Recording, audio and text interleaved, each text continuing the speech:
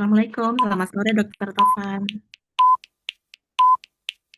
Salam, selamat sore. Namanya cerita Prof. Gatot, Dr. Yasmin. Eh,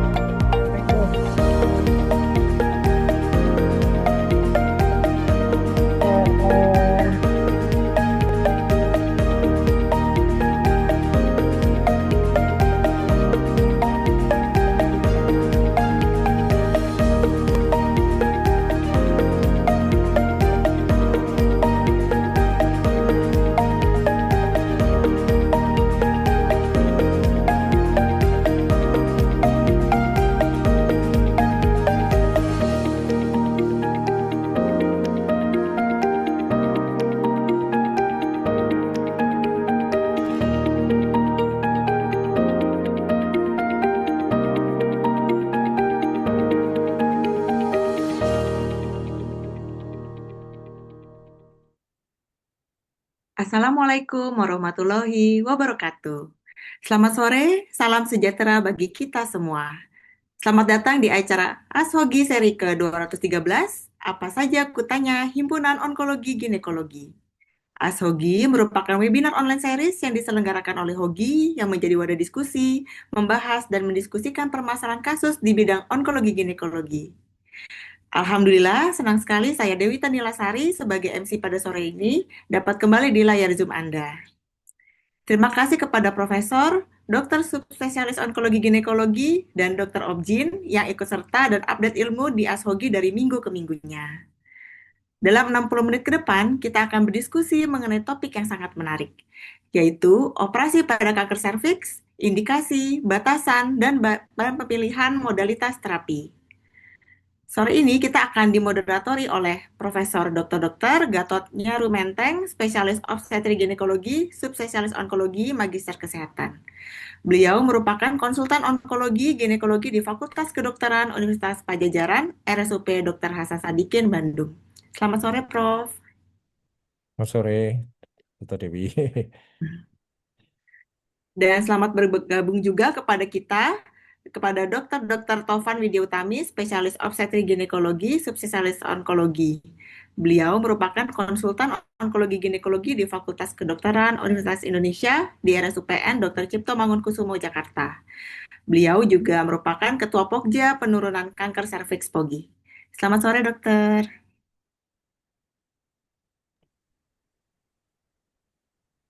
Ya, selamat sore, Dr. Vita, Profesor, Dokter sekalian. Kemudian kita akan ada materi yang disampaikan oleh narasumber yang pertama oleh Dr. Muhammad Rizky Yasnil, Spesialis Obstetri Ginekologi, Subspesialis Onkologi. Beliau merupakan konsultan onkologi ginekologi di Fakultas Kedokteran Universitas Sumatera Utara, RSUP Adam Malik, Sumatera Utara. Selamat sore, dokter. Sore, dokter. Kemudian narasumber kita yang kedua adalah Dr. Sulaiman Andrianto Susilo, Spesialis Obstetri Ginekologi, Subspesialis Onkologi. Beliau merupakan konsultan onkologi ginekologi di RS Daerah Gunung Jati, Kota Cirebon. Selamat sore, dokter. Selamat sore. Kami ucapkan terima kasih waktu yang diberikan oleh moderator dan narasumber untuk ketersediaannya sore hari ini mengisi ASHOGI ke-213. Terima kasih juga kepada para partisipan yang telah setia mengikuti acara ini dari minggu ke minggunya. Kami ingatkan untuk mengakses pelataran sehat. Jika ingin mengajukan pertanyaan, bisa secara langsung menekan tombol raise hand terlebih dahulu atau bisa mengetik pertanyaannya di fitur Q&A yang sudah kami sediakan. Baiklah, untuk yang pertama, kita simak sambutan dan pembukaan oleh Dr. Tovan. Kepada Dr. Tovan dipersilahkan.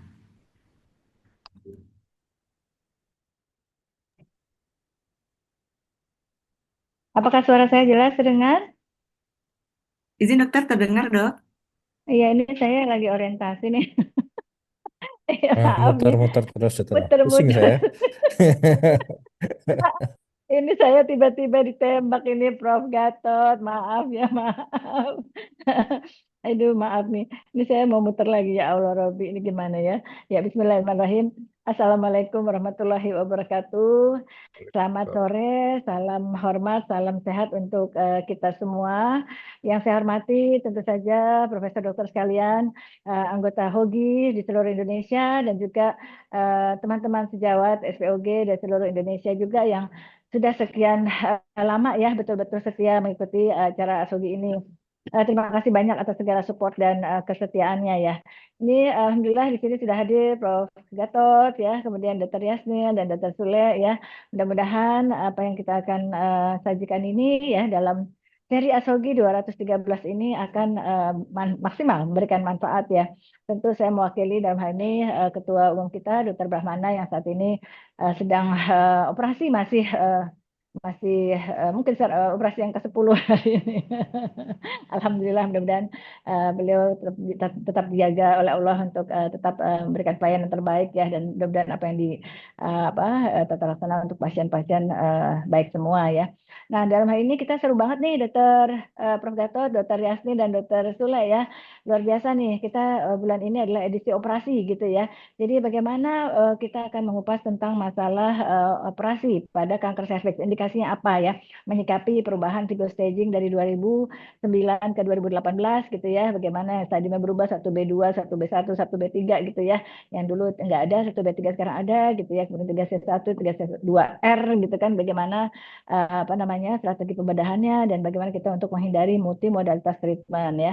Saya yakin di sini Dokter Yasir dan Dokter Sule sudah menyiapkan materi yang luar biasa untuk kita semua ya. Mudah-mudahan semua menjadi amal jariah kita bersama.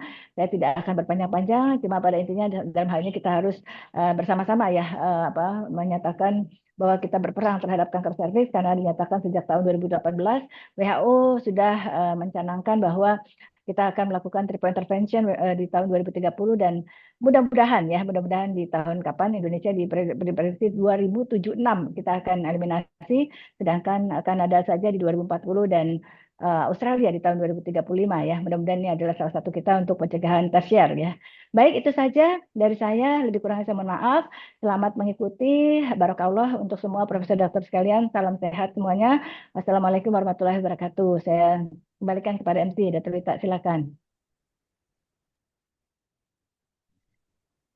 Waalaikumsalam warahmatullahi wabarakatuh. Baik, selanjutnya acara akan dilanjutkan oleh moderator kita sore hari ini. Kepada Profesor Gatot, kami persilahkan. Ya, terima kasih Dr. Tovan sebagai Ketua HOGI yang mewakili atau sebagai Sekjen HOGI Pusat dan juga PSI-nya Dr. Dewi. Ya. Assalamualaikum warahmatullahi wabarakatuh. Selamat sore. Terima kasih atas kehadiran terutama narasumber kita, Dr. Yasmin dan Dr. Sulaiman, dan juga peserta atau partisipan ASOGI yang berbahagia. Ini saya akan membuka sedikit ya. Jadi pesan utama untuk operasi kanker serviks itu makin ke arah kita ini sekarang karena kemajuan dari kemo, kemudian dari radiasi dan juga imunoterapi, maka yang judul kita ini operasi pada kanker serviks, indikasi batasan dan pemilihan modalitas terapi itu menuju ke arah ya ada istilahnya right surgery for the right patient. Jadi ini moto dari Hari Kanker ya. Jadi makin ke arah sini kita harus makin ke pasien bukan ke diagnosa dan eh, tindakan ya. Jadi dulu kan moto kita mau radikal is always better. Sekarang justru kita mempunyai arah ke seleksi pasien yang makin ketat. Kemudian radikal operasi pada kanker serviks itu yang dulunya pada early stage itu bisa dikurangi ya itunya radikalitasnya. Kemudian untuk penyakit yang eh, LACC ya, lokal advanced cervical cancer itu justru eh, makin bergeser ke arah kemoradiasi. Oleh karena itu kita bisa mendengarkan narasumber kita ya. Mungkin yang pertama nih siapa nih? Bicara Dokter siapa? Dokter Yasmin, Dokter Sulaiman. Silakan aja ya, silakan berbagi. Terima kasih. Ya, siapa duluan nih, Prof? Eh, Berbaginya apa ini? Terus saya duluan ya. Ya, Boleh, ya. Sulaiman. Terima kasih. Assalamualaikum warahmatullahi wabarakatuh. Salam. Selamat sore, yang terhormat Prof. Gatot, Dr. Sulaiman, Profesor Dokter yang mengikuti acara webinar HASHOGI ini. Yang terhormat juga Ketua HOGI dan Bu Sekjen, Dr. Tovan. Saya izin share ya.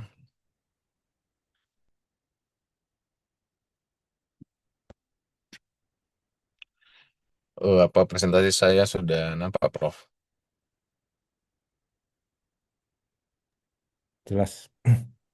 Halo, apa sudah Ya, kelihatan? ya, sudah kelihatan Ya. jelas. Silakan. Terima kasih, Prof. Jadi, eh, memang kita mendapat tugas mengenai operasi pada kanker serviks ya. Operasi pada kanker serviks itu seperti yang disampaikan dari Prof. Gatot tadi, kita ya tailored surgery sekarang, apalagi sudah ada beberapa landmark trial, terutama yang pertama itu kan yang LACC ya, LACC trial yang menyatakan bahwa yang seperti melawan intuisi kita bahwa minimal invasive surgery ternyata oncological survivalnya lebih jelek dibandingkan yang open. Itu yang pertama. Yang kedua, kita juga menghadapi ada SHAPE trial itu ya untuk de-escalation surgery ya. Jadi pada kanker-kanker serviks yang ukuran kecil, invasi stroma eh, dangkal, nah, itu bisa dilakukan tidak radikal hysterektomi ya, tapi simple hysterektomi gitu. Mungkin itu yang menjadi poin diskusi kita. Cuman saya ingin menyampaikan beberapa pandangan saya mengenai operasi pada kanker serviks berdasarkan pengalaman.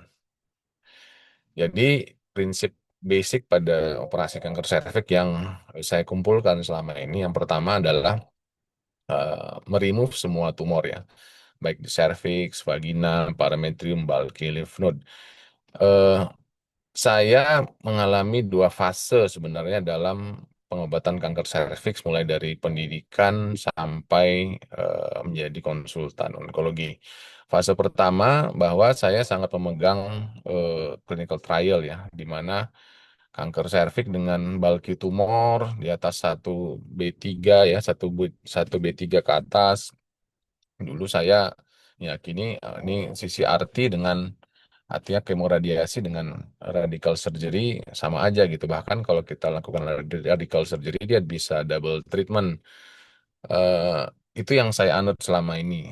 Tetapi kan dan itu saya anut dan saya praktekkan ya. Jadi eh, karena di tempat kami di Medan itu tidak ada waktu tunggu untuk kemoradiasi. Jadi tidak ada waktu tunggu sampai berbulan-bulan. Paling 2 minggu, 1 bulan dia paling lama 1 bulan sudah mulai kemoradiasi. Jadi kita sangat banyak pengalaman kemoradiasi.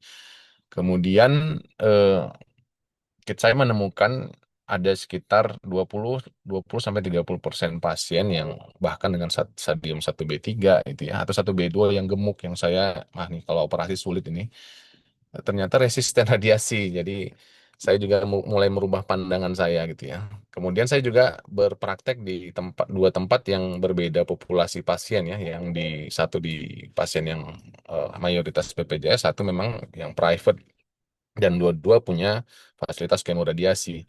Di situ juga saya lihat bahwa ada perbedaan dengan stadium yang sama, tapi outcome dari onkologiknya setelah kemoradiasi juga sangat berbeda ya. Dari mana di tempat yang private itu jauh lebih baik outcome-nya.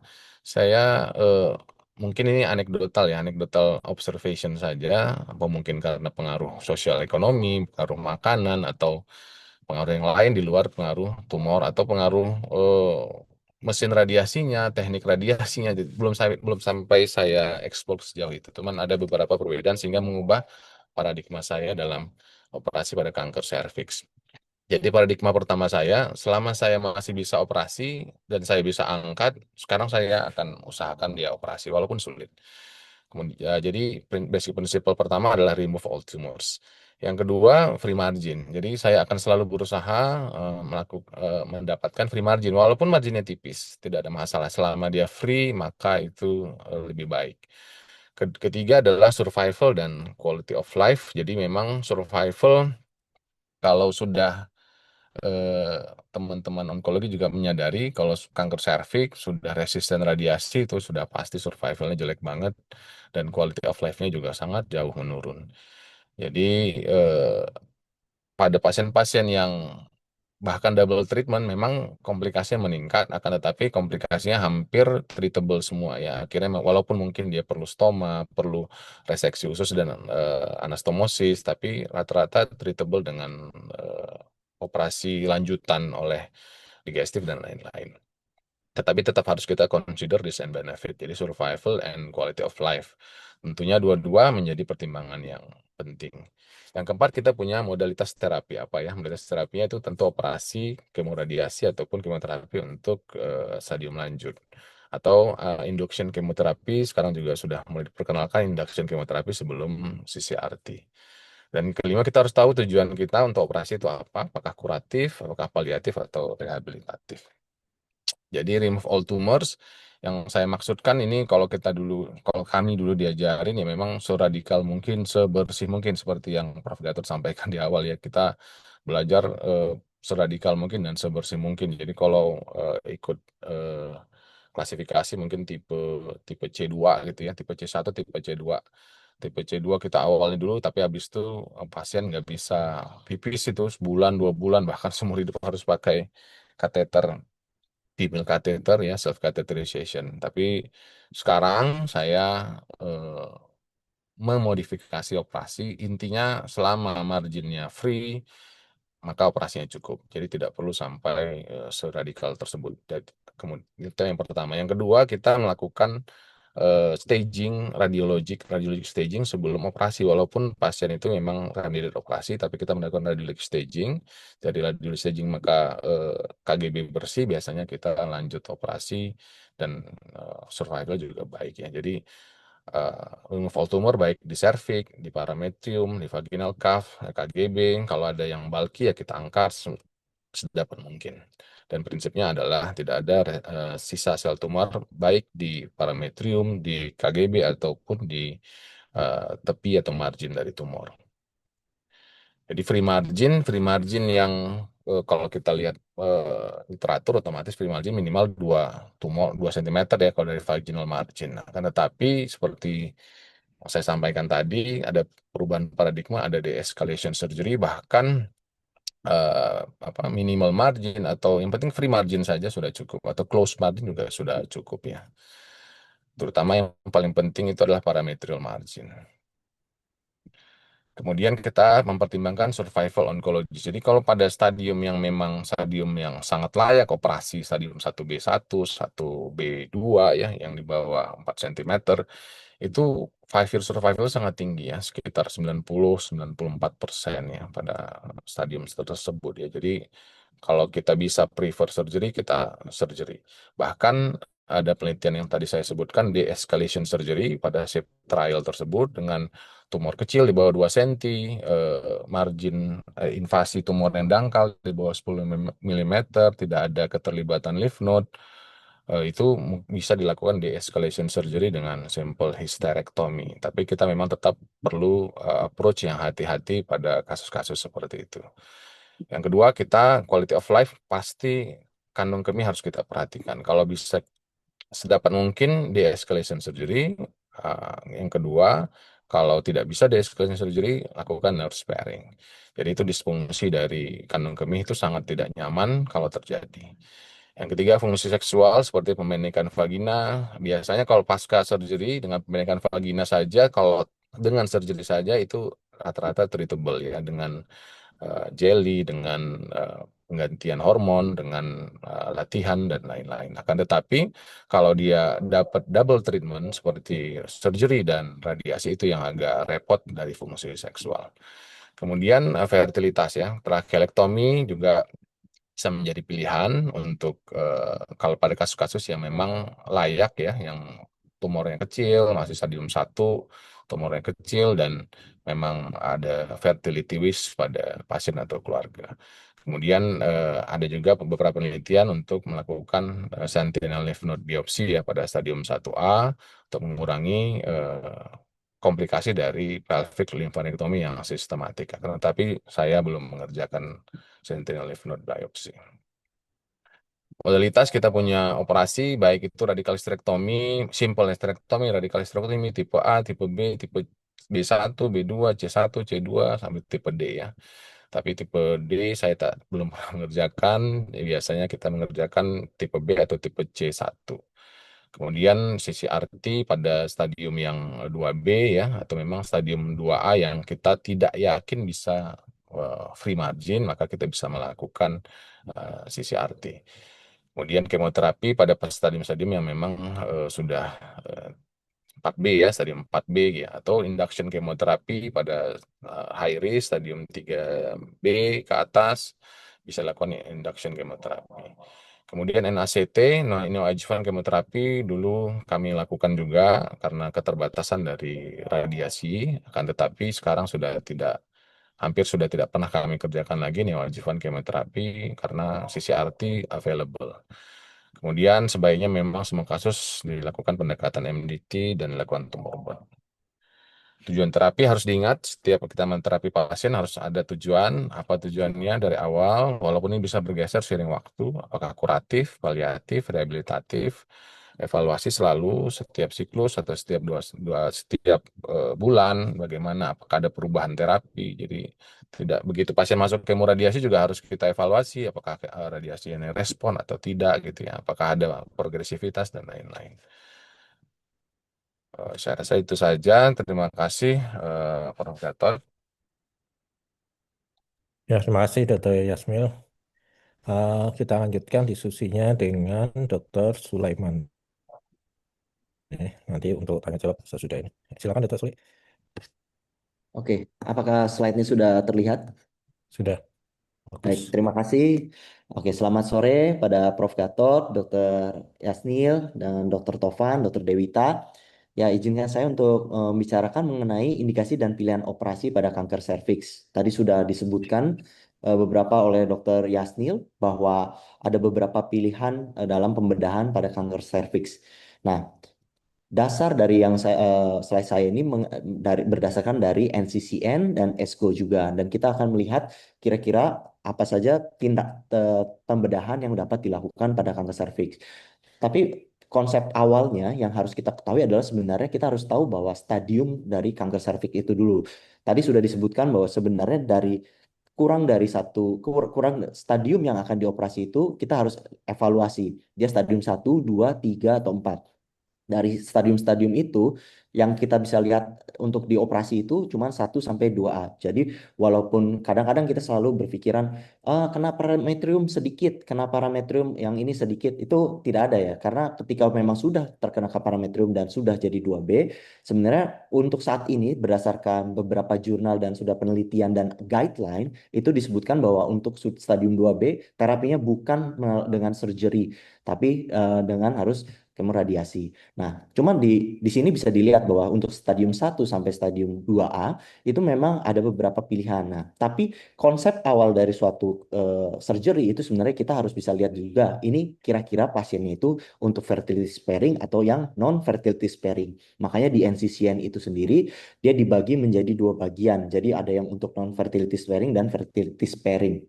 Dan perlu diketahui bahwa konsep dari suatu pembedahan tadi yang sudah dibicarakan oleh Prof. Gatot sendiri bahwa konsep dari suatu pembedahan itu untuk mencegah terjadinya multimodalitas. Jadi kita tidak bisa berpikiran untuk habis surgery ya sudah tinggal kita lakukan radiasi. Itu tidak bisa kita bisa pakai gitu. Memang banyak sekali penelitian yang berkembang gitu seperti waktu itu saya waktu dengan ke ESGO waktu dulu itu juga di Perancis bahkan ada penelitiannya di brachytherapy dulu baru langsung di hysterektomi. Nah, itu masih dalam penelitian dan tapi masih belum masuk ke guideline. Jadi oleh karena itu memang prinsipnya adalah yang 2B ke atas itu udah prinsipnya kemoradiasi 1 sampai 2A itu masih bisa untuk melakukan pembedahan. Nah, ini adalah kriteria untuk fertility sparingnya. Jadi stadium 1 A, 2 1 sampai 1B1 dia LVSI negatif, terus negatif margin for cancer, terus dengan jenis histologinya juga yang squamous cell carcinoma atau adenokarsinoma grade 1 sampai 2. Ukuran tumornya harus kurang dari sama dengan 2 cm sesuai dengan 1B1. Lalu depth of invasionnya kurang dari 10 mili dalam kondensasi dan negatif imaging for colorectal disease atau MRI. Kadang-kadang kalau dari pengalaman saya memang untuk dapat MRI itu agak sulit juga, apalagi kalau di rumah sakit di daerah gitu. Dan memang ya kriteria fertility sparing itu untuk di daerah sendiri kita harus benar-benar sangat selektif. Walaupun memang kita tidak bisa melihat modalitas dari MRI, ada juga penilaian dari berdasarkan USG. Tapi itu bukan gold standarnya untuk menilai kriteria fertility sparing di NCCN berdasarkan guideline NCCN. Nah, ini adalah guideline NCCN yang terbaru yang 2026, bahwa memang untuk kalau misalkan untuk fertility sparing kita bisa lakukan cone biopsy. Nah, dari yang 1A1 non LVSI bahkan ke 1A1 dengan LVSI itu kita bisa lakukan cone biopsy dan juga sentinel lymph node atau pelvic lymphadenectomy. Karena peran dari LVSI ini ternyata sangat penting. Dia juga merupakan suatu prognostic factor dan juga dia akan dengan adanya LVSI positif itu chance untuk penyebaran juga semakin tinggi. Oleh karena itu memang kita bisa dilihat di sini bahwa perlu dilakukan pelvic lymphadenectomy. Nah, untuk stage 1A2 sampai 1B1 itu ada conservative surgery kriterianya. Di situ bisa dilihat ya, yang tadi saya sudah sebutkan. Yang penting kita lakukan kon biopsi dengan negatif margin dan pelvic lymphadenectomy. Dan kalau untuk 1B1 yang tidak memenuhi kriteria dari conservative surgery, itu kita bisa lakukan radical trachelectomy dan juga lakukan pelvic lymphadenectomy. Lalu kita lihat lagi di tempat yang non-fertility sparing. Di sini bisa dilihat bahwa kalau stadium 1A1 tanpa LVSI, kita bahkan bisa lakukan hysterectomy yang type A. Ya, ini sesuai dengan penelitiannya juga dari SIP bahwa ya, memang kita bisa lakukan hysterectomy total seperti biasa, extravaginal hysterectomy saja. Dan kalaupun ada ketika kita sudah konbiopsi, terus kita dapatkan positif margin, lalu kita bisa lakukan diulang repeat konbiopsi atau dilakukan langsung hysterectomy, itu pun tidak masalah. Tuh.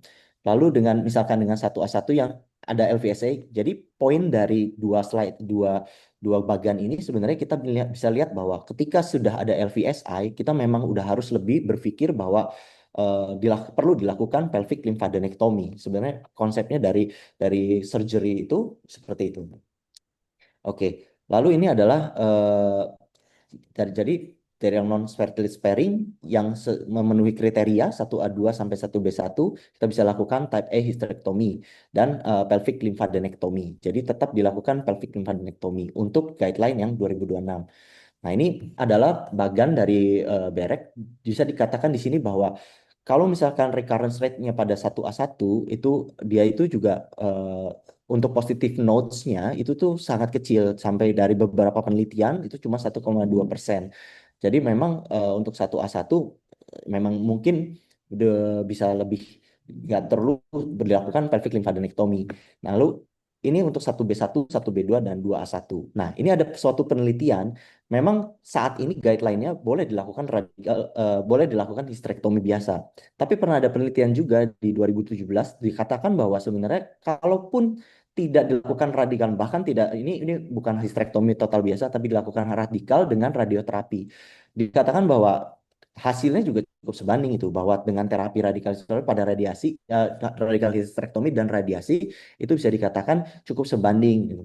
Dan jadi sebenarnya sampai pun kalau misalnya ya sudah, kalau radiasinya itu lebih tersedia dibandingkan pisaunya, ya dilakukan radiasi pun masih tidak masalah. Tapi memang based on guideline-nya kita masih melakukan 1B1 sampai 2A1 itu pisau gitu. Karena radiasi sendiri itu lebih sulit didapatkan di Indonesia. Ini juga mau memberitahukan bahwa kalau misalkan sudah stage 1B, bahwa recurrence rate untuk positive nodes-nya itu semakin tinggi. Berdasarkan dari kalau misalkan stagingnya itu stagingnya dari 1B ke atas, itu positive nodes-nya akan semakin tinggi. Nah, ini yang menjadi dasar mengapa adanya suatu tadi dikabarkan bahwa akan terjadi suatu deeskalasi. Jadi dilakukan suatu shape trial less radical surgery, simple hysterectomy itu mungkin bisa dengan similar efficacy dan less surgical morbidity pada low risk disease. Tapi kita harus tahu dulu bahwa skemanya ini seperti ini, bahwa yang sesuai tadi hampir sama dengan yang tadi dengan conservative surgery, tapi dia dengan ada kurang dari 50% stromal invasion pada MRI, dimensinya itu 20 mm ya 2 cm. Lalu grade 1, grade 2 itu tidak dilihat gitu. Nah, berdasarkan penelitiannya itu didapatkan bahwa dia ada dua arm, satunya dilakukan radikal, satunya di simple hysterectomy, dan ternyata dikatakan semua tidak inferior gitu. Simple hysterectomy was not inferior to radical hysterectomy. Dan juga tentu fewer surgical complication dan semuanya tampak baik-baik saja. Tetapi ini masih jadi perdebatan sendiri di Eropa sendiri, bahwa kenapa kok bisa kamu mengklaim bahwa shape study itu betul. Karena kalau misalnya kita lihat di sini, dia itu membandingkan radikal sama simple hysterectomy. Rata-rata yang dilakukan simple hysterectomy itu yang sudah dikonisasi, yang dia dapatkan hasilnya itu stadiumnya masih 1A, 1A. Dan ternyata beberapa yang dilakukan hysterectomy itu dilakukannya adalah dengan menggunakan laparoskopi. Jadi berbeda sekali. Jadi sebenarnya masih ada perdebatan untuk mengenai shape study ini. Walaupun begitu, pernah ada perdebatan sampai panjang, tapi tetap di guideline-nya shape study itu masih boleh dilakukan. Jadi ya ini bagus menjadi bahasan diskusi. Nah ini untuk jadi 1B yang tidak memenuhi kriteria konservatif seperti yang tadi disebutkan, itu dilakukan type C radical hysterectomy. Dan juga ketika stadiumnya sudah 1B3 dan stadiumnya 2A2, itu kita bisa lakukan EBRT dulu, atau kita lakukan radical hysterectomy dulu, atau juga kita bisa lakukan kemo dulu, neoadjuvan dulu, lalu baru kita lakukan radical hysterectomy. Itu juga bisa dilakukan. Nah ini untuk karena ini penontonnya juga dari SPOG umum juga, bisa dikatakan kalau untuk radikal itu bukan ambil dari ovarium juga, tapi kita yang penting bedanya radikal sama yang non radikal itu lebih ke perluasan di daerah paraservikalnya. Mungkin bisa dilihat seperti ini, ada bagannya, bahwa ada yang biasanya kita kerjakan sebagai, waktu dulu saya juga sebagai SPOG umum, itu yang type 1, yang simple hysterectomy. Nah ini yang berdasarkan shape study itu masih bisa dilakukan gitu. Dan juga yang sekarang ada type 1, type 2, atau yang sekarang juga type A, type B, type C itu dilakukan. Nah, ini gambaran batas-batas hysterectomy radikalnya. Jadi memang di sini ada dibedakan gitu. Kalau misal intinya nanti ini bisa dibaca. Intinya adalah ketika semakin radikal, dia itu akan semakin lebih ke lateral dan semakin luas ke lateralnya. Nah, zaman dulu itu juga sebelum saya sekolah, saya pikir radikal itu konsepnya adalah yang penting lebar. Yang penting lebar ini seperti ibarat kalau dulu dibilangnya sayap Batman ini. Jadi itu broad ligamennya, dan itu ternyata di luar negeri juga ketika saya sharing-sharing juga dengan mahasiswa yang dari Eropa juga, dikatakan kadang-kadang kita cuma fokusnya pada broad ligamennya, tapi sebenarnya bukan itu. Kayak pasien ini yang contoh-contohnya ini sebenarnya masih kurang, belum bisa dianggap radikal karena poinnya bukan di broad ligamennya, tetapi ini. Jadi poinnya adalah di daerah paraserviknya. Jadi kalau misalnya type B, type C, type 2. Type C itu bisa dilihat semakin luas paraservikalnya. Dan ini yang type D saya sendiri juga belum pernah mengerjakan, karena ini sampai kita ambil sampai ke paraservik, distal paraservik, sampai paracervical lymph node-nya juga kita ambil. Itu.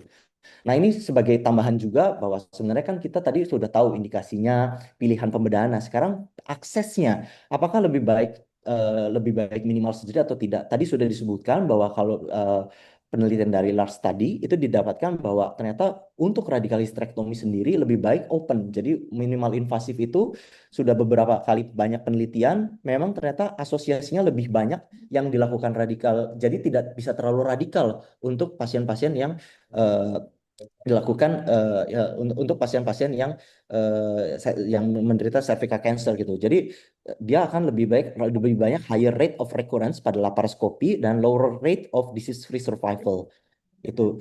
Jadi memang kalau untuk aksesnya pun untuk hysterectomy radikal sendiri better dilakukan dengan laparotomi. Nah, ini beberapa perbandingannya. Nah, jadi untuk take home message-nya, jadi penentuan staging itu sangat penting untuk terapi pembedahannya. Dan prinsip pembedahan itu konsepnya adalah untuk menghindari terapi adjuvan.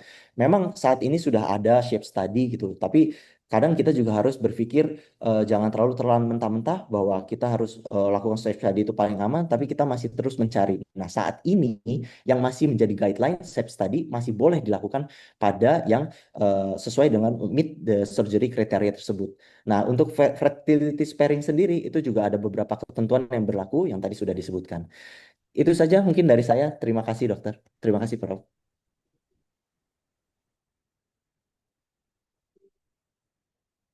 Ya, terima kasih Rasul ya. Eh, ini pertanyaan belum ada ya, tapi sebelum kita eh, menunggu peserta untuk bertanya, saya akan memancing sedikit ya. Hmm, ini kan banyak peserta dari SPOG ya. Nah, itu kapan kita bisa melakukan tindakan histerektomi tipe A, kapan harus dirujuk? Itu ini pertanyaan yang sering ditanya nih ya. Tadi kan disebutkan SEP bahwa tidak semuanya kan dilakukan radikal. Ya. Syaratnya apa gitu? Mungkin eh, bisa nih dari siapa tadi yang data Yasil, Ya, makasih Prof. Yasnil. Ini ya, ya Prof. Nih, saya sampai sekarang kalau misalnya kanker serviks ya dari biopsi hasil kanker serviks mau itu stadium berapapun sebaiknya memang di refer ke gynekologi onkologi.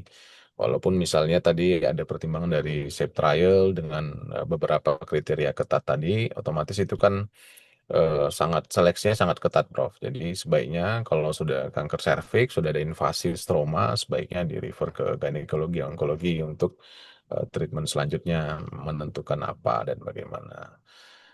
Begitu dari pendapat saya seperti itu, Prof. Mungkin dari data Sule. Ya, baik. Terima kasih, Prof. Terima kasih, Dokter Yasnil. Jadi memang saya juga setuju dengan pernyataan Dokter Yasnil bahwa memang kalau misalnya bahkan sudah ada LVSA-nya positif, itu lebih baik memang sudah di-refer ke bagian onkologi ginekologi. Karena tadi sudah dikatakan bahwa akan dilakukan yang namanya pelvic lymphadenectomy juga. Nah, cuman sebenarnya yang paling aman itu yang seperti apa? Sebenarnya kalau misalnya kita lihat dari shape study, dia itu dapatnya spesimennya itu dari suatu kon biopsi. Dari suatu kon biopsi sudah jelas bahwa ini adalah satu a satu gitu. Dan juga kalau misalkan memang dari tempatnya itu sudah ada mumpuni, jadi MRI juga sudah dilakukan, tidak ada sama sekali lymph node metastasis segala, ya itu masih boleh dilakukan histerektomi tipe A dan mungkin ya memang bisa dilakukan oleh SPOG umum. Tapi kalau memang sudah ada lymphovascular invasion, betul dengan menurut Dokter Yasmin, kalau menurut saya pun itu lebih baik di refer ke onkologi ginekologi seperti itu karena the risk of karena kita harus lakukan yang namanya pelvic lymphadenectomy itu juga gitu. Terima kasih. Ya, berarti kan kalau tadi dikatakan FSI ya, FSI negatif tipe sel ya, yang nggak bukan yang tipe high risk. Ya, kemudian tumornya masih 1A, 1 atau 1A2.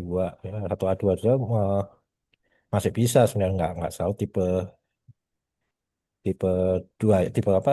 Radikal tipe B ya. Nah, itu ya kalau misalnya ini kan ada pelatihan-pelatihan, ada apa? Fellow ya. Itu kan bisa mempelajari itu masalah itu. Ya, kita juga belum melepas ya masalah ini.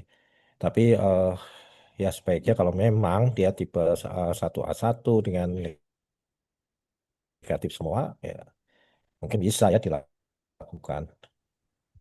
Apakah saya harus velo Ya, dulu atau uh, SPOG ya kita nanti yang akan nanti dari ini ya bisa hoki pusat yang menentukan itu. Ya, Kalau ya Prof. kemudian masih belum ada ya Ada pertanyaan tuh Prof satu, Prof. ada ada pertanyaan satu, Prof. di mana? Di question Q&A ada pertanyaan, Oh, Prof, di situ. question ya. Ya saya lihat di chat. Ya, ya, Ya. ya, ya. Ini ada pertanyaan dari Selamat Sore ya tidak dikenal. Prof dan Dokter, jika penilaian durasi operasi terjadi upstaging, misalnya lymphadenoid pelvisnya positif, apakah operasi irigasi ini tetap dilakukan atau dihentikan saja? Nah, ini pertanyaan untuk ini ya konsultan juga. Ya, Siap, Prof. silakan. Izin Prof, saya izin menjawab.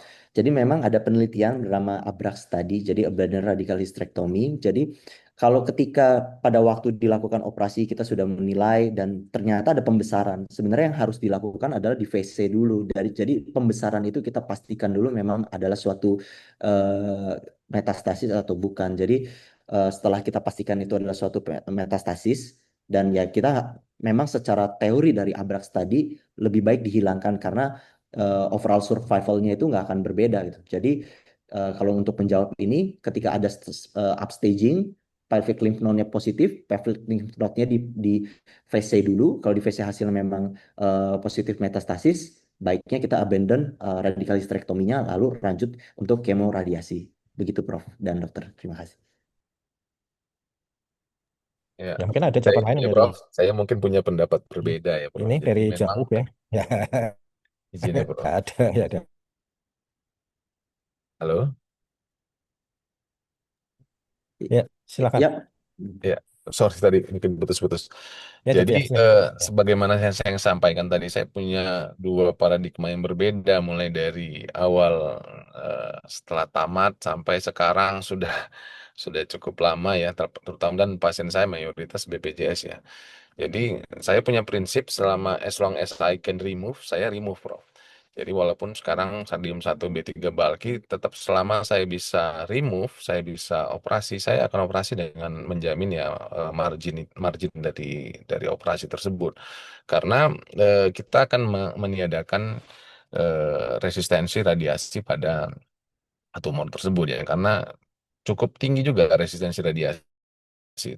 Saya nggak tahu apakah ini eh, khusus di apa ya di pasien di rumah sakit dengan load BPJS yang tinggi atau kalau di swasta saya memang jarang menemukannya karena memang kan pasiennya jarang ya. Tapi kalau di BPJS selama saya bisa remove saya akan remove. Walaupun saya menemukan misalnya node-nya positif tapi node-nya bisa kita remove, maka tetap saya prinsipnya adalah R0 saya akan remove. Itu yang pertama. Yang kedua, mengenai pertanyaan yang tadi itu bukan invasi LVC maksud saya, maksudnya invasi stroma. Jadi artinya begitu ada biopsi dari sejawat SPOG, misalnya dari hasil konisasi atau hasil biopsi targeted biopsi dari kolposkopi hasil kanker serviks, memang baiknya di refer ke onkologi untuk treatment selanjutnya. Atau kalau memang apa tidak punya apa namanya tidak ada pasien yang tidak mau atau kesulitan logistik dalam hal merujuk pasien itu apakah bisa dikerjakan ya silakan tapi kan kita punya syarat ketat ya harus ada radiologic staging apalagi kalau bisa ada MRI atau ada ultrasound yang bisa mumpuni untuk menilai invasi dan lain-lain itu saya rasa kalau itu ada semua saya rasa itu kan nggak mungkin di perifer ya, pasti dekat-dekat kota juga. Jadi baiknya memang dirujuk saja gitu ke ginekologi onkologi. Atau kalau memang niat banget gitu mengerjakan ya baiknya konsultasi dulu gitu ke ginekologi onkologi. Ini safe nggak? Karena kan tujuan kita sebenarnya safety of the patient ya. Patient safety itu number one ya, bukan apakah kita bisa atau tidak bisa gitu. Itu mungkin yang pendapat saya yang pertama tadi. Jadi bukan maksud saya bukan invasi LVC, tapi begitu ada invasi stroma kan udah pasti kanker ya, udah pasti kanker saya serviks ya mau stadium 1A1, 1A2. Kalau memang mau ngerjain boleh, tapi konsultasi dulu ke gynekologi onkologi. Kalau katanya halampu hijau, monggo silahkan. Tapi kalau gynekologi onkologi bilang kita perlu ini ya baiknya di refer aja. Itu pendapat saya yang pertama, Prof. Yang kedua ini mungkin saya berbeda sama Dr. Sulaiman. Saya I will remove selama saya bisa remove saya akan remove. Makasih, Prof. Ya, terima kasih, Dr. Yasni.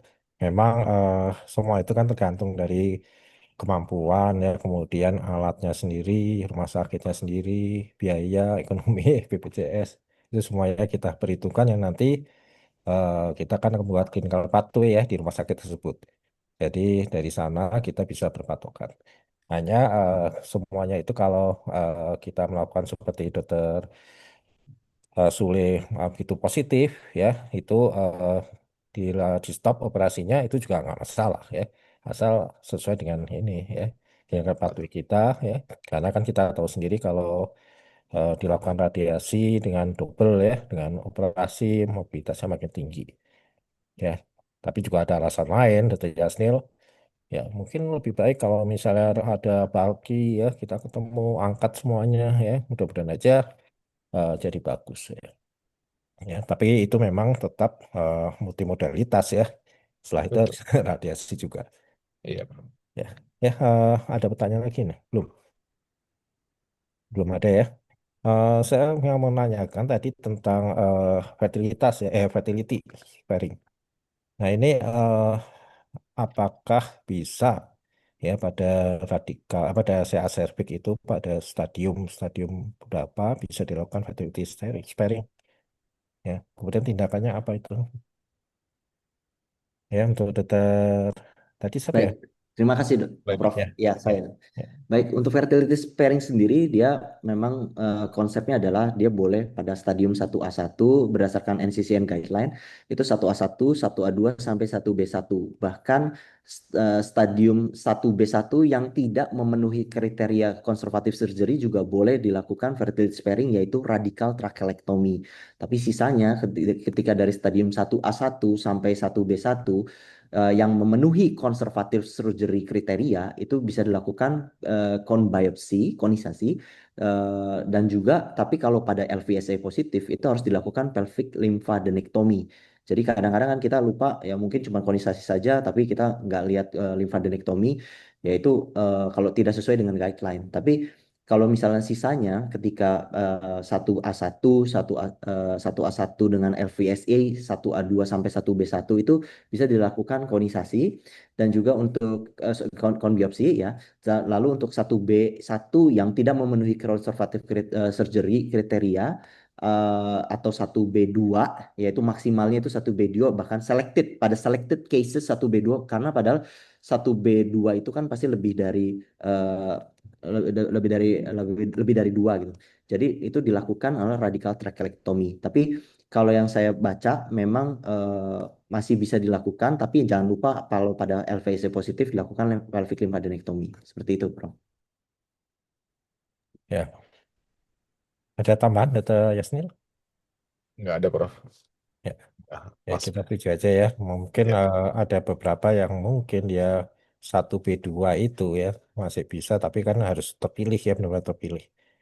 Ya harus negatif semuanya ya. Kemudian pemeriksaan harus lengkap ya. Gitu. Teknik operasi memang bisa radiotektomi, radikal biasa ya. Ya tracheotomi biasa, kemudian konisasi ya. Tapi ya itu ya. Tidak semuanya pada eh, yang B1 itu dilakukan radikal tracheotomi ya. Jadi bisa radikal apa tracheotomi aja juga bisa. eh untuk ini ada pertanyaan juga ya. Untuk sentinel node ya, apakah sentinel node itu jadi standar nggak sih pada CSF? Mungkin ada beberapa ya. Dari Dr. Yasnin bagaimana? kasih, Prof. Mungkin adopsi dari Sentinel Lymph Node udah sangat baik ya pada endometrial cancer ya. Tapi pada kanker serviks memang eh, sudah mulai accepted, sudah mulai diterima dan dilakukan di beberapa center yang punya fasilitas ya, karena kan memang pakai ICG ya, Indocyanine Green, harus ada kameranya. Kemudian pada stadium-stadium yang kita mau abandon ini lymphadenectomy yang full. Ya, mungkin satu A1 dengan LVC, satu A2, satu B1 yang di bawah 2 cm ya, yang memang kalau resiko nodal metastasisnya kecil. Jadi kita mau betul-betul selektif. Tetapi kita juga harus mengingat bahwa pemeriksaan node pada sentinel lymph node biopsi kan bukan pemeriksaan potong beku atau HE biasa ya, tapi kan ultra staging ya dengan pemotongan yang sangat sangat rapat ya. Jadi memang butuh persiapan fasilitas termasuk histopatologi yang bagus ya supaya kita bisa mendeteksi mikrometastasis. Jadi bukan hanya makrometastasis tapi juga mikrometastasis. Tapi ya itu masa depan, Prof. Ya kita akan ke sana arahnya.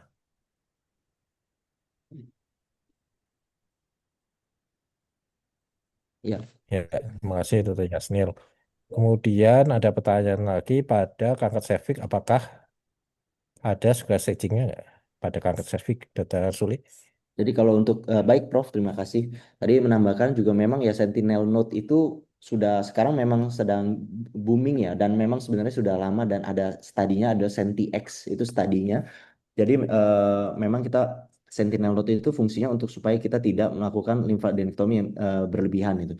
Dan juga bahkan sudah ada sedang dikembangkan di Italia juga di ininya Gemelli itu di tempatnya Anna Fagoti itu dia sedang melakukan penelitian sentinel node pada ovarium juga gitu. Jadi ya kita tinggal menunggu ya saat ini ya jujur saya juga untuk melihat saja juga selama ini belum dan untuk melihat sentinel node pada sel serviks saya belum lihat dan apalagi ICG-nya juga ya yang benar kata Dokter Yasmin mungkin itu agak di masa depan untuk di Indonesia tapi kalau di luar negeri mah sudah masa kini itu.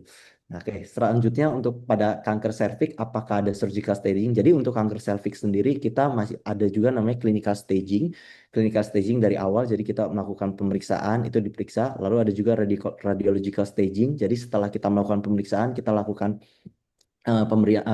lakukan modalitas seperti MRI, lihat ada pembesaran atau tidak. Jadi kalau ditanya adakah surgical staging, tidak ya, tapi lebih ke clinical staging sama radiological staging. Begitu.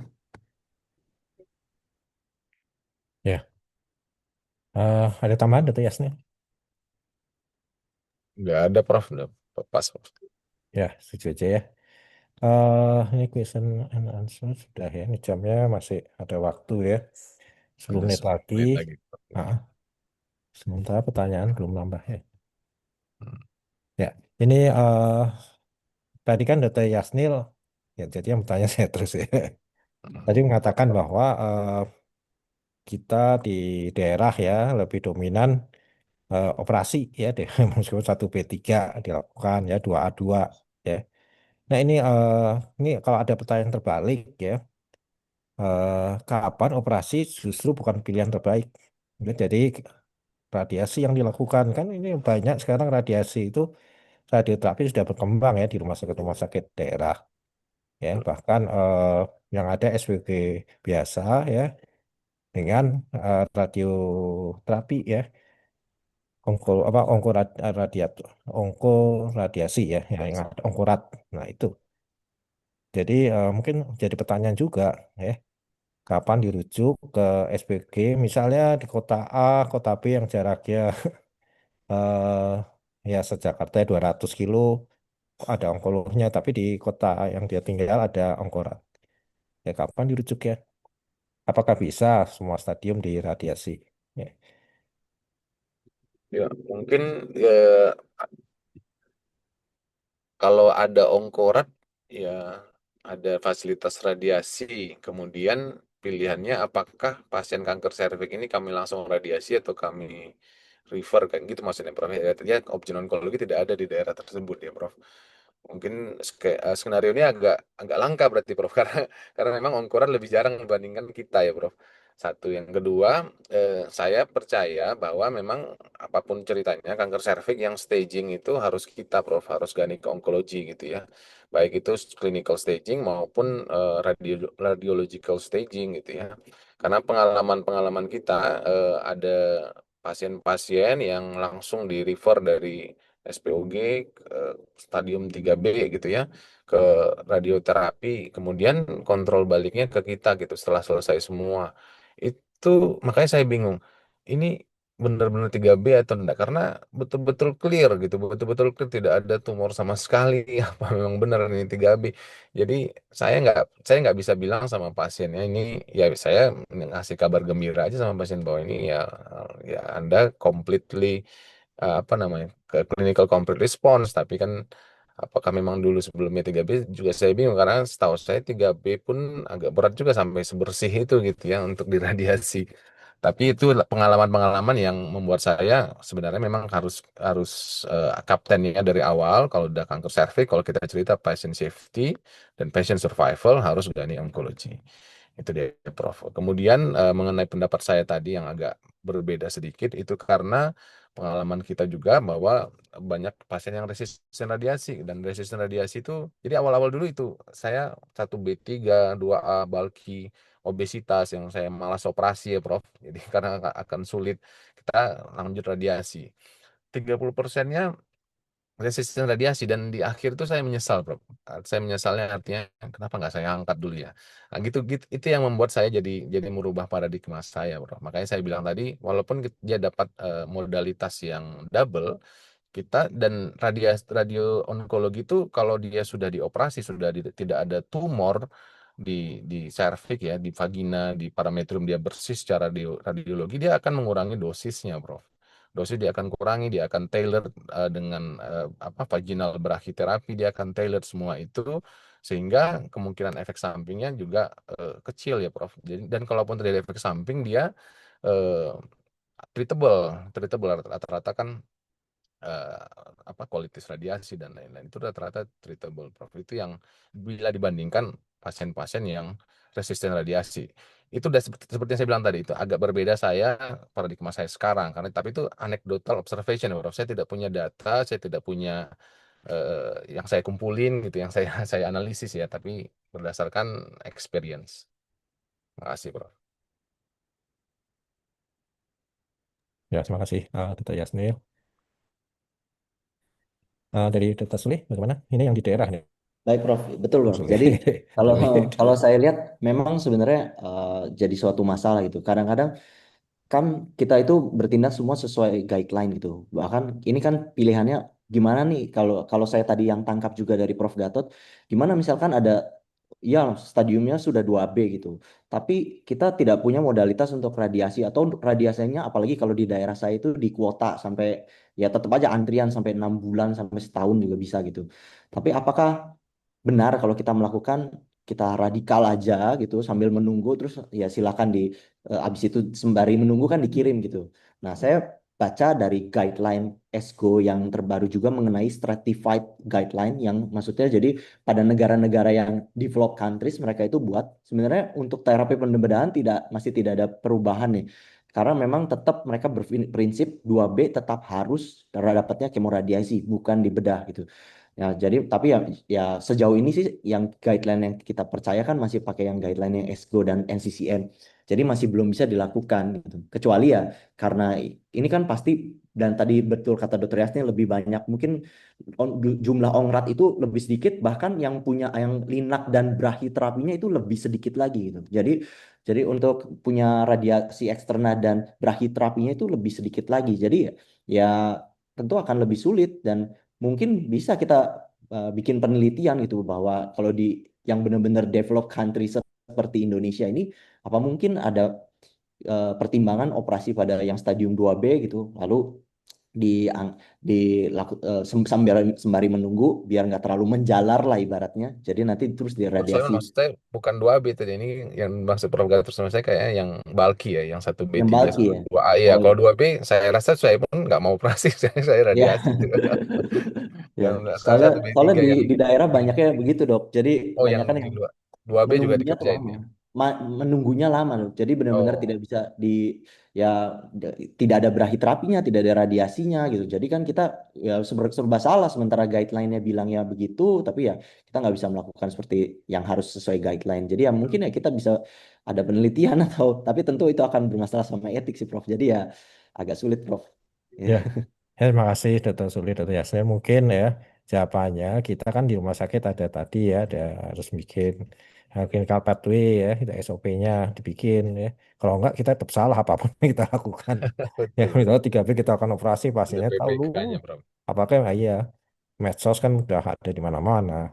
Ya, Iya. jadi kalau misal satu A misal satu radikal kemudian ada komplikasi, dia baca dia ya ada komplikasi misalnya kayak tensil fistula ya. Kenapa saya satu a satu dilakukan radikal? Ya, jadi ada itunya ya. Minimal ada di klinik pathway itu kita punya. Ya saya kira itu dan klinik pathway juga berdasarkan penelitian ya bisa bisa dari luar dari dalam ya. Ya saya kira itu ya yang paling penting. Kemudian ada pertanyaan lagi nggak? Saya kira nggak ada ya. Kalau tidak ada kita waktunya sudah habis. eh Pas ya jam 4:30 kurang 1 menit lah. Ya jadi Prof. Gatot. kesimpulannya ya Tovan boleh mau tanya. Ya, Maaf, Tovan maaf. Ini pengen saya pengen dari nimbrung. maaf ini saya tahu ini Dokter Yasmin udah ditunggu. Boleh boleh Anda Pak tahu nih Tovan. sudah Aduh, selesai ini sudah habis waktunya Prof. Gatot. Mohon maaf nih Profesor Dokter ya sekalian. Tapi saya tergelitik sekali ya. Tadi seru banget ya diskusinya ya. Jadi memang ini betul tadi saya sepakat dengan Prof. Gatot ya bahwa ini terkait dengan PPK setempat ya, Dr. Yasnia, kemudian Dr. Sulaiman ya, bahwa memang betul tadi stratifikasi. Jadi stratified apa manajemen itu penting dalam kanker serviks jelas. Dan di PNPK kita masuk ya bahwa tadi pros dan cons dalam locally advanced ya. 1B3, 2A2 itu mau diapain gitu ya. Atau misalkan 3C1R gitu, 3C2R gitu, mau diapain? Itu ini banget tuh. Itu sangat-sangat seru kalau untuk dibahas gitu ya. Mungkin teman-teman sekalian yang belum sempat melihat Vigo staging tahun 2018 kan ada R ya, radiologik ya. Nah, tadi tentang surgical staging, nih mohon maaf, mohon izin sekali lagi maaf. Memang betul yang kita kenal saat ini kan surgical staging untuk ovarium dan endometrium gitu ya, Prof. Gatot ya. Tadi sebenarnya sudah disampaikan ya, bahwa kita memang secara eksplisit pada kanker serviks itu kan tidak menyebut surgical staging gitu kan. Tapi sebenarnya yang kita lakukan sebenarnya adalah untuk menegakkan stadium gitu. Jadi pada prinsipnya semua kanker ginekologi yang kita lakukan itu sebenarnya based on surgical staging gitu. Ujungnya karena PA gitu kan. Ya gitu ya. Jadi walaupun beda sedikit karena kalau misalkan kita mau betul-betul komplit pada sehat serviks maka kita harus naik ke atas dong. Para aorta juga kita harus systematic hysterectomy tapi kan nggak begitu karena serviks itu kan limfogenus ya. Jadi kalau misalkan pelviknya negatif, harusnya para aorta nggak loncat gitu, nggak loncat ke para aorta. Jadi mengapa kita nggak sistematik sampai para aorta pada kanker serviks? Jadi tidak melakukan CTK. Kan itu, kalau kembalikan pada PPK tadi sekali lagi Dr. Yasir appreciate dengan apa yang sudah terjadi kebijakan lokal gitu ya dan apa yang tergantung power of knife atau power of radiation ya di negara-negara yang maju radiasinya mereka abundant surgery-nya banyak karena mereka melihat the power of radiation tapi ketika radiasi mereka tidak terlalu powerful gitu ya jadi the power of knife jadi mereka lebih banyak mengandalkan surgery pada kanker serviks mungkin itu saya tambah sedikit tuh Prof. Gatot. Baik. Mohon izin. Terima kasih Prof. Gatot, Dr. Sule, Dr. Yasnil ya. Luar Ya, biasa terima ya. kasih ya. Terima kasih Dr. Tovan, masukannya yang sangat berarti. Ya, kita tutup aja ya acara kita hari ini. Kesimpulannya yang mungkin bisa dibawa pulang ya. Jadi operasi pada kanker serviks dengan early stage ya itu tetap terapi utama dengan sekarang kan kita menginjak ke safety pada pasien. Jadi terseleksi ya, lebih terseleksi. Bukan radikal semua. Nah, itu yang paling penting prinsip dari pembedahan onkologi ya. Kemudian kedua dari SAFE ya kita diajarkan tadi dikatakan oleh para narasumber ya bahwa radikal ya itu bisa dikurangin ya. Teknik operasinya ya menjadi yang lebih simple itu masih bisa dengan syarat-syarat yang sangat ketat ya. Kemudian untuk fertility sparing ya, itu juga masih bisa ya tadi dikatakan mulai 1A, 1A, 1A, 1B1 masih boleh ya 1B2 itu lebih ketat ya syaratnya. Ya, untuk tindakan itu semuanya tergantung dari individu ya. Jadi kita berpikiran itu aja. Dan pada saat ini memang radikal apa teknik operasi atau penanganan kanker serviks ya itu mulai dari 1A1 masih dipegang oleh konsultan ya. Mungkin nanti suatu saat dengan kriteria yang ketat ya dan Pak SPOG tahu kriteria apa saja itu mungkin nantinya bisa dilepas ya. Ya itu aja dari kita. Eh, Terima kasih Pak atas kehadiran para peserta dan juga para narasumber yang sudah memberikan banyak masukan kepada kita semua dan juga Ketua Sekjen ya Dr. Tovan. Terima kasih juga masukannya. Kita tutup acara ASOGI ini dengan ucapan Alhamdulillah. Assalamualaikum warahmatullahi wabarakatuh. Selamat Waalaikumsalam. sore. Terima kasih Waalaikumsalam banyak warahmatullahi Dr. wabarakatuh. Tovan, Terima Dr. kasih Dr. Yasir. Prof. Gatot, Dr. Yasnia, Dr. Sule. Masih ditutup oleh MC. Oh iya, Ya, ada yang Prof. Baik, kami ucapkan terima kasih kepada Profesor Gatot, Dr. Tovan, Dr. Yasnil, dan Dr. Sulaiman untuk ASHOGI sore kali ini mengenai operasi pada kanker serviks, indikasi, batasan, dan pemilihan modalitas terapi. Semoga diskusi kita sore hari ini dapat bermanfaat dalam penanganan pasien kita sehari-harinya.